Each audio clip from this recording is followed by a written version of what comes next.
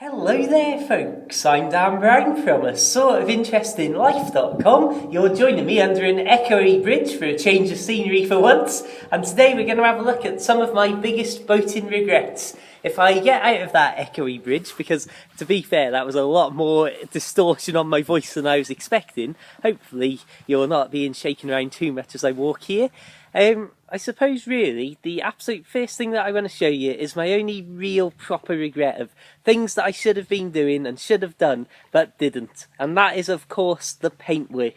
Many people often comment on my videos about how tidy the inside of the boat is, and I always say that that has to be tidy because it's such a small space, and luckily none of my hobbies really require me to have much stuff, and listening to podcasts and so on is all basically done from a phone and an iPad.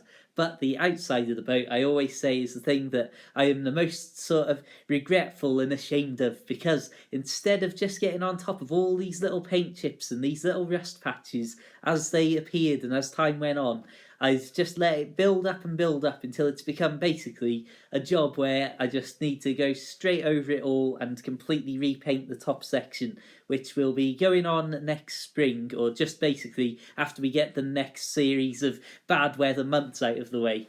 And it's particularly bad on the back of the boat, where obviously as time's gone by and I've had different bikes with different bits and pieces and knobbles to chip away and crack the paintwork, it's certainly taken the toll. And it's something really, when I used to keep me bikes and stuff like that on the roof as well, that didn't help with initially putting in loads of these little paint chips to then start to rust up and so on. Luckily nothing's so serious that it's like letting water in through the ceiling or anything. Right then, now we're on board and it's all calm and there aren't about a million boats going past, I suppose that one of the things I do regret is definitely from the pre-boat era, where me and my friends for the first 2 or 3 years before I actually got Tilly, I knew in that period that I was definitely getting a boat sooner or later, and we would endlessly pore over canal maps and look at different things that we could put on the boat and ways that we could make the lowest cost sort of boat setup possibly on the inside and that.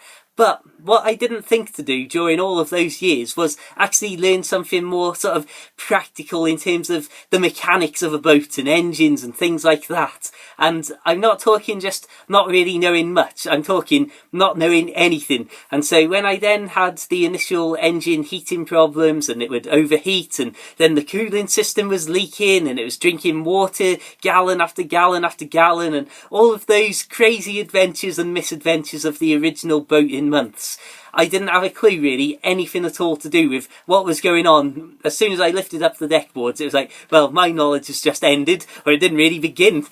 So that's something that I think if I could go back and start again, I would just learn a few more basics of practical things. I'm not talking about becoming any sort of master engineer and disassembling engines and polishing them up and then reassembling or anything like that, or knowing even particularly how to do little jobs and stuff beyond simple like oil checking and that sort of the basic absolute minimum of what you need to know when it comes to like, oh yeah, that's the water, that's the oil and so on. I think I would have just tried to learn a little bit more about the general setups and different cooling systems and how they work, and then I would have been able to identify, well, these are the heating pipes going in and out of the boat, and are they going straight out into the canal, are they going into another pipe on the outside of the boat that turned out to be true, because obviously when I was trying to show people and explain to various engineers along the way what the problem was, I didn't have any sort of reference point to go, oh yeah, well, it's got heating or cooling pipe rather that goes underneath the boat and so on. And that was something that in those initial times was contributing to the difficulty in figuring out what exactly was wrong, because everybody had said to me that it was raw water cooled, which turned out not to be the case, and that was really what caused the biggest problem in figuring out, oh yeah, it has actually got a pipe underneath the boat, so there's a hole in that obviously, and as soon as you knew that there was a pipe underneath the boat, it was obvious where the problem was. But because nobody really knew or could figure it out, and for the first 2 years or so of having Tilly, it was sort of would leak on and off, but not be a problem that stopped me actually travelling and that, even if it did make it a bit awkward. But because it took 2 years for somebody to go, Oh yeah, that's not raw water cooled actually. Everybody's been wrong up until this point, and I didn't know what on earth I was doing when I looked down there. So like I say, it just went undiagnosed for a long time. So that's definitely something I would say. And equally, I might have learned just a little bit more in terms of practical sort of electrics and things like that. Just so I suppose it's that whole thing of owning your own home for the first time and having to deal with little bits and pieces that might go wrong over the natural course of any sort of ownership of anything with electric and gas and stuff like that. Although the gas I don't think I would ever touch. But definitely learning just a little bit more about engines and what the different bits are and things like that is something I would have done.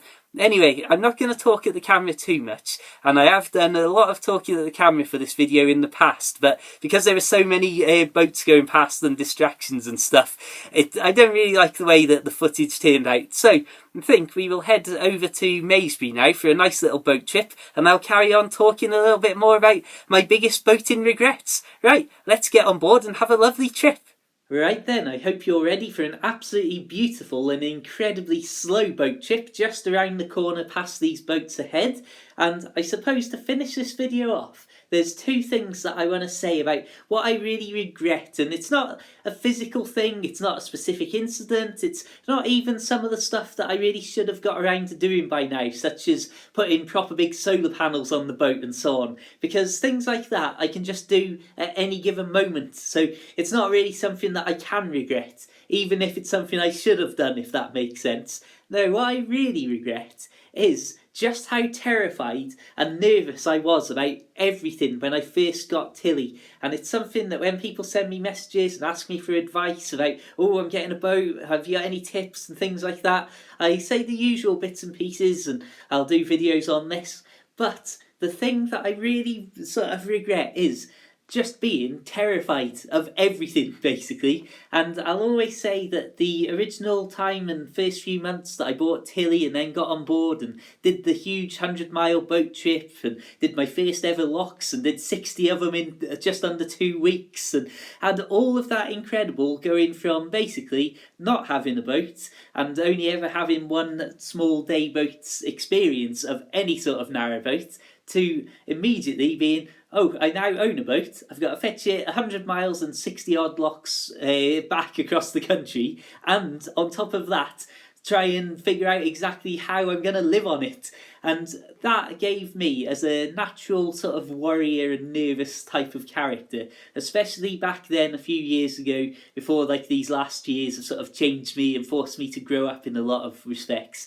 I was very immature in many senses, and so there were just so many things to worry about. And even though it was literally the best time of my life, and that initial trip, travelling all of that distance and seeing all of those amazing things and what have you along the way, it was also one of the most stressful times, because it'd be simple things like, oh, I've got to pass little boats here at the side on a bit of narrow canal, and I'd be terrified that I was going to bump into them. And then if there was a boat coming towards me, I'd be terrified, and I'd practically be up and out of the canal, moored up on the ground itself to avoid a collision and stuff like that.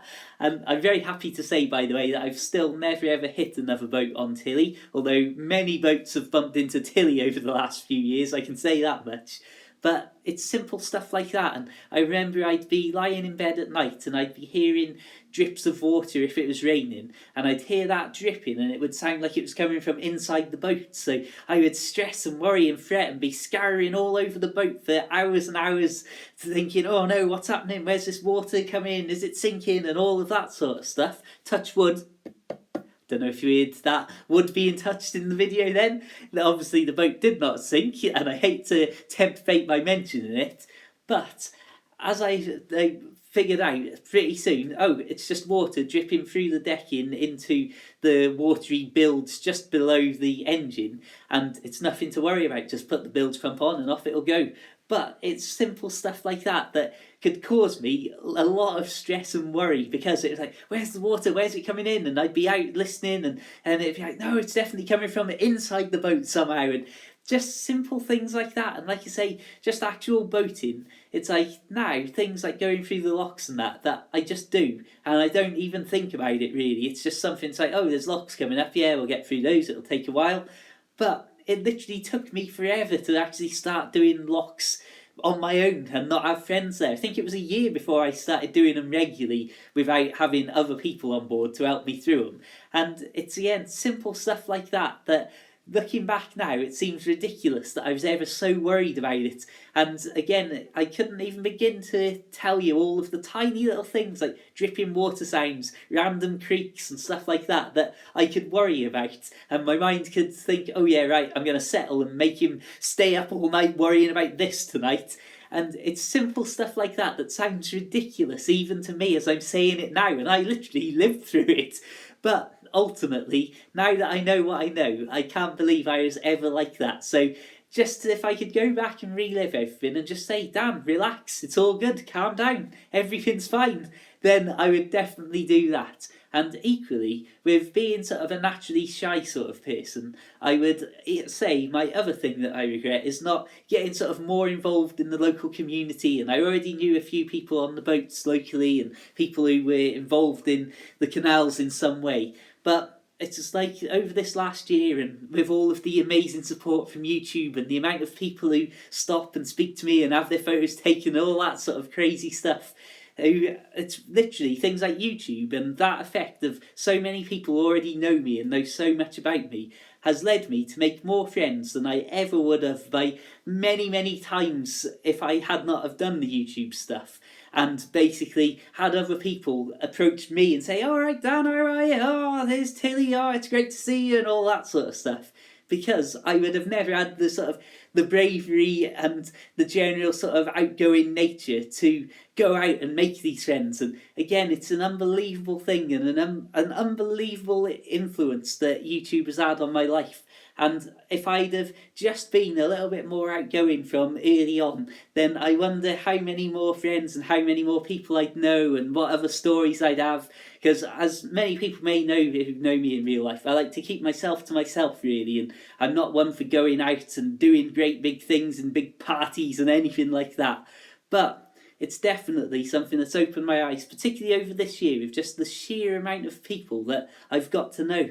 But ultimately, I'm going to wrap things up because I could talk about these sorts of things endlessly. And as you see me here, thumbs up, it's all over. I will say thanks for watching. Check out my other videos for loads of boaty bits, and feel free to check out my books for the Kindle if you'd like to help me out and support these videos. Search Amazon for The Narrowboat Lad. You'll find links to all of my boaty books as well as Facebook and Twitter and all that sort of stuff in the description below.